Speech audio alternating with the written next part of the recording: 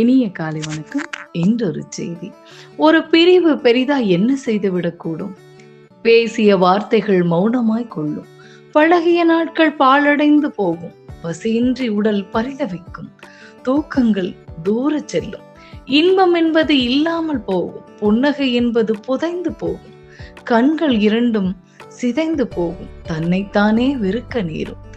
தனிமையை மட்டும் எங்கும் தேடும். எப்படியாவது பிரிந்த அந்த நட்போ உறவோ கிடைத்துவிட வேண்டும் என்று மனம் ஏங்கும். நடு இரவில் நெஞ்சம் பதறும். விழித்தவுடன் கண்ணீர் அணைக்கும். நடைப்பிணமாய் நாட்கள் நகரும்.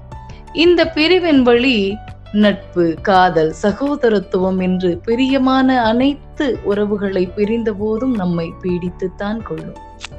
அதிலிருந்து விடுபட வேண்டுமென்றால் உங்களை நேசிக்கின்ற இதயத்தை ஒருபோதும் வழித்தராத சொற்களால் உங்கள் அருகாமையில் வைத்துக் கொள்ளுங்கள்.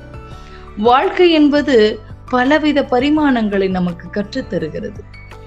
வாழ்க்கையில் சிலவற்றை கற்றுக்கொள்ள வேண்டும், சிலவற்றை ஏற்றுக்கொள்ள வேண்டும். பேசுவதற்கு நேரமில்லை என்று சொல்லப்பட்ட பிறகு அவ்விடத்தில் நேரம் வரும் என காத்திருப்பது முட்டாள்தனம். பேசுவதற்கு நேரம் தேவையில்லை, ஆர்வம்தான் தேவை. நேரமில்லை என்பது மிக நாகரீகமான விலகல்.